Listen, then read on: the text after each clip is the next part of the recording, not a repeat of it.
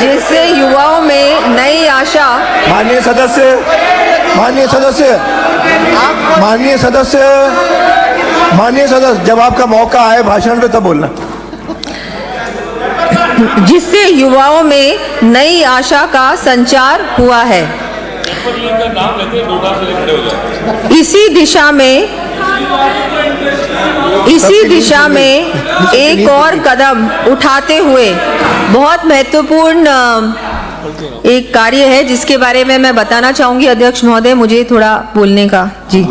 इसी दिशा में एक और कदम उठाते हुए नेशनल टेस्टिंग एजेंसी की तर्ज पर प्रदेश में राजस्थान स्टेट टेस्टिंग एजेंसी की स्थापना किए जाने की मैं घोषणा करती हूं। साथ ही हमारे द्वारा घोषित एवं प्रक्रियाधीन भर्ती परीक्षाएं बड़े पैमाने पर निर्बाध एवं समयबद्ध रूप से सप्ताह के सभी दिवसों में हो सके, इसके लिए ऑनलाइन टेस्टिंग सुविधा युक्त टेस्ट सेंटर्स का निर्माण भी किया जाएगा।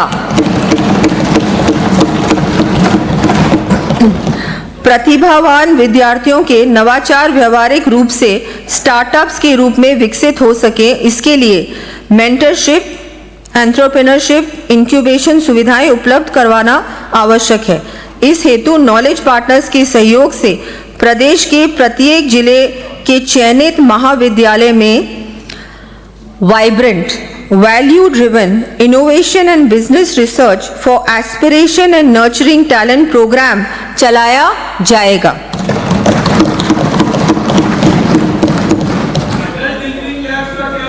बालिकाओं में आत्मरक्षा एवं स्वाभिमान की भावना जागृत करने की दृष्टि से 300 से अधिक महाविद्यालयों में स्थापित रानी लक्ष्मीबाई केंद्रों में लगभग 15,000 छात्राओं को प्रशिक्षण दिया गया है।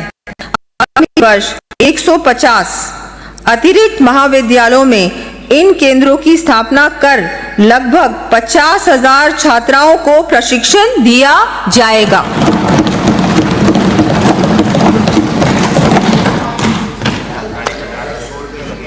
महाविद्यालयों में अध्ययनरत विद्यार्थियों के लिए रोजगार परक कौशल, करियर गाइडेंस तथा डिजिटल मेंटोरिंग आवश्यक है। इसके लिए सुलभ, गुणवत्तापूर्ण और टेक्नोलॉजी इनेबल्ड परामर्श प्रदान करने के उद्देश्य से dream digital readiness and empowerment through assisted mentoring programme चलाया जाएगा।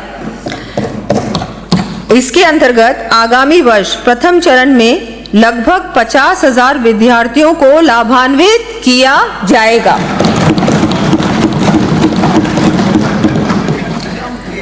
नशा मुक्त राजस्थान की संकल्पना को साकार करने के लिए अंतर विभागीय समन्वित कार्यक्रम Raj Savera state wide anti drugs vigilance enforcement rehabilitation and awareness चलाया जाएगा। इसके अंतर्गत साइकोट्रोपिक ड्रग्स के केमिस्ट के स्तर पर विक्रय की सतत मॉनिटरिंग के लिए ऑनलाइन पोर्टल विकसित किया जाएगा। जिला चिकित्सालयों में नशा मुक्त वार्ड स्थापित किए जाएंगे। 300 से अधिक महाविद्यालयों में चल रहे नशा मुक्ति केंद्रों की सफलता को देखते हुए आगामी वर्ष विश्वविद्यालयों एवं चयनित महाविद्यालयों में भी इन केंद्रों का संचालन किया जाना प्रस्तावित है। साथ ही एंटी नार्कोटिक्स टास्क फोर्स द्वारा विभिन्न विभागों से समन्वय कर प्रभावी निरोधात्मक कार्रवाई की जाएगी। इसके लिए मुखबिर तंत्र भी सुदृढ़ किया जाएगा। प्रदेश में उच्च शिक्षा के विस्तार तथा तकनीकी शिक्षा व्यवस्था को और अधिक सुदृढ़ करने की दृष्टि से विभिन्न संस्थान खोले व क्रमोन्नत किए जाने के साथ साथ अन्य सुविधाएं भी विकसित की जाएंगी। इन सुविधाओं की सूची मैं सदन के पटल पर प्रस्तुत कर रही हूं। प्रदेश में स्किलिंग इकोसिस्टम को मजबूत बनाने, गुणवत्तापूर्ण प्रशिक्षण देने तथा युवाओं के कौशल विकास के साथ ही उन्हें एम्प्लॉयबल बनाए जाने के उद्देश्य से राज्य में पहली बार outcome based skill impact bond लाया जाएगा। इसके तहत प्लेसमेंट आधारित मापदंड पूरे होने पर भुगतान किया जाएगा। हॉस्पिटैलिटी, आईटी व स्वास्थ्य सेवाओं जैसे कस्टमर सेंट्रिक क्षेत्रों में वैश्विक अवसरों हेतु तैयार करने के लिए 1000 युवाओं को अंग्रेजी, जापानीज, फ्रेंच, जर्मन व कोरियन भाषा में प्रशिक्षण की सुविधा दी जाएगी।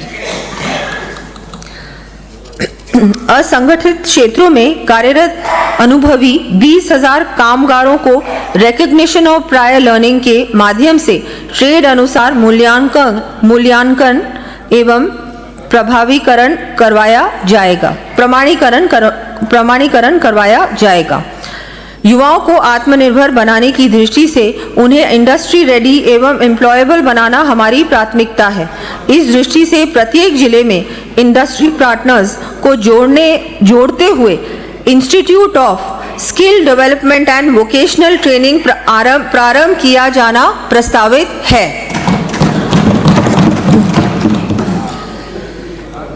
आज प्रदेश में आई स्टार्ट कार्यक्रम के तहत 7,500 रजिस्टर्ड स्टार्टअप्स का एक समृद्ध स्टार्टअप इकोसिस्टम तैयार हो गया है।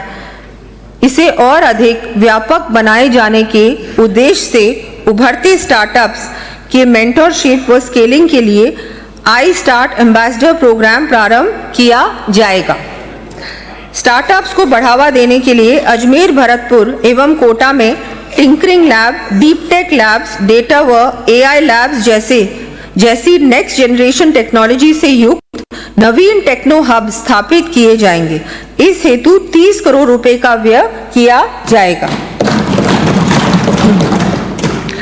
नेशनल एजुकेशन पॉलिसी 2020 में व्यावसायिक शिक्षा को स्कूल शिक्षा से जोड़ने एवं श्रम की गरिमा को प्रोत्साहित करने पर विशेष बल दिया गया है। इसी दिशा में शिक्षा को एम्प्लॉयमेंट ओरिएंटेड बनाए जाने के उद्देश्य से पूर्व में संचालित 4019 विद्यालयों के अतिरिक्त अब आगामी सत्र 2026-27 में 500 और विद्यालयों में व्यावसायिक शिक्षा शुरू की जाएगी। इस पर 51 करोड़ 10 लाख रुपए का व्यय होगा।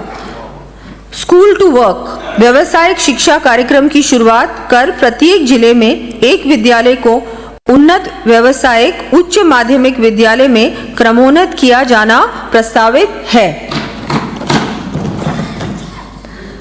प्रदेश के विद्यार्थियों को समयबद्ध रूप से पूर्ण पारदर्शिता के साथ टैबलेट, लैपटॉप, साइकिल व यूनिफॉर्म जैसी सुविधाओं का लाभ मिल सके, इसके लिए डीबीटी ई वाउचर की सुविधा दिए जाने की मैं घोषणा करती हूं।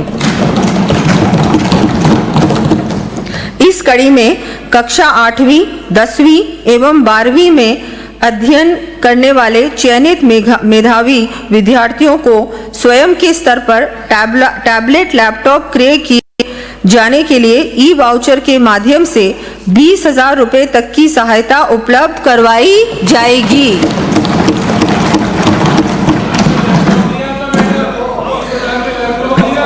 निःशुल्क साइकिल वितरण योजना के अंतर्गत आगामी वर्ष 9वीं कक्षा में प्रवेश लेने वाली जरूरतमंद छात्राओं को साइकिल हेतु ई वाउचर दिए जाएंगे। कक्षा 1 से 8 के 40 लाख से अधिक जरूरतमंद विद्यार्थियों को निःशुल्क यूनिफॉर्म उपलब्ध कराने के लिए डीबीटी की जाएगी। इस हेतु लगभग 250 करोड़ रुपए का व्यय किया जाएगा। राजकीय विद्यालयों में अध्ययनरत छात्रों एवं आंगनबाड़ी केंद्रों में पंजीकृत 3 से 6 वर्ष आयु वर्ग के बच्चों को पारदर्शिता और सुगमता से उनकी पात्रता अनुसार समस्त लाभ मिल सके, इसके लिए फेशियल रिकग्निशन सिस्टम, बायोमेट्रिक आधारित छात्रों बच्चों की उपस्थिति पंजीकरण की व्यवस्था की जाएगी। बालिकाओं को विद्यालय में स्वास्थ्य व हाइजीन संबंधी सुविधाएं भी पूर्ण रूप से उपलब्ध हो सके, इसके लिए प्रदेश के टॉयलेट सुविधा से वंचित रहे समस्त विद्यालयों में टॉयलेट्स बनाए जाने प्रस्तावित हैं।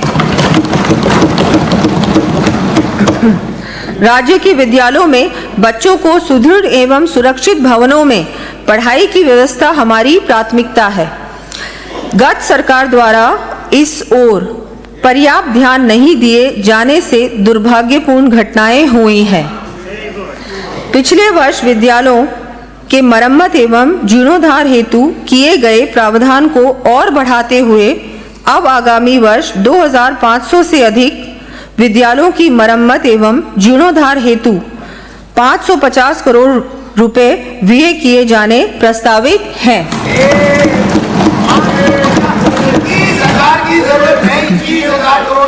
साथ ही 300 भवन।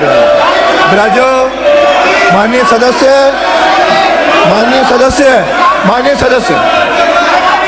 अरे आप बोलना जब आपका मौका है, बोलना। बैठिए, डिस्टर्ब न करें। रोहित बोला, बैठिए, भाषण चुपचाप सुनिए। आपको जब मौका है तब बोलना। साथ ही 300 भवन विहीन एवं जर्जर विद्यालयों के भवनों का 450 करोड़ रुपए की लागत से निर्माण करवाया जाएगा। अरे बैठिए। इसके अतिरिक्त आपके वित्त मंत्री का भाषण हो रहा है। इसके अतिरिक्त प्रदेश के विद्यार्थियों को विभिन्न सुविधाएं उपलब्ध कराने के साथ साथ विद्यालयों एवं छात्रावासों में आधारभूत संरचना विकास के कार्य करवाए। आप बोलना 3 दिन बहस होगी। अरे 3 दिन बहस होगी, आप बोलना। ये 4 दिन क्या करेंगे अरे आपको बोलने की है। उपलब्ध कराने के साथ साथ माननीय सदस्य, विद्यालयों एवं माननीय सदस्य बोलिए। विद्यालयों एवं छात्रावासों में आधारभूत संरचना विकास के कार्य करवाए जाएंगे। इनका विवरण मैं सदन के पटल पर प्रस्तुत कर रही हूँ।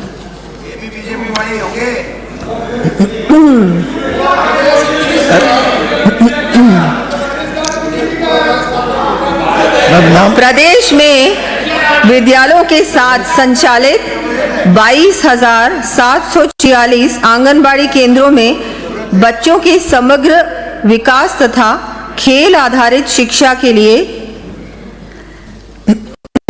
खेल सामग्री एवं जादुई पिटारा उपलब्ध करवाया जाना प्रस्तावित है। अब हमारे पास वो जादू तो नहीं जो बिना बजट आपके नेता कहते थे आप मांगते थक जाओगे, पर मैं देते नहीं थकूंगा।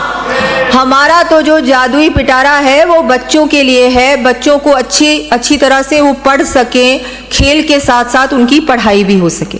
तो मुझे लगता है बहुत बड़ा अच्छा काम हुआ है ताकि हमारे बच्चे स्कूल में अच्छी शिक्षा प्राप्त कर सकें। इस हेतु लगभग 323 करोड़ रुपए का व्यय किया जाएगा। घुमंतु एवं अर्ध घुमंतु समुदाय यथा गाड़िया लुहार, बंजारा इत्यादि एवं मजदूर वर्ग के परिवारों को जीवन यापन के लिए एक स्थान से दूसरे स्थान पर जाना पड़ता है। इन परिवारों के बच्चे औपचारिक शिक्षा से वंचित रह जाएं, इस दृष्टि से मैं आगामी वर्ष Raj Pahal portable access for holistic and assisted learning कार्यक्रम आरंभ करने की घोषणा करती हूँ। इस योजना अंतर्गत प्रथम चरण में प्रत्येक जिले में एक स्कूल ऑन व्हील्स स्थापित किया जाए।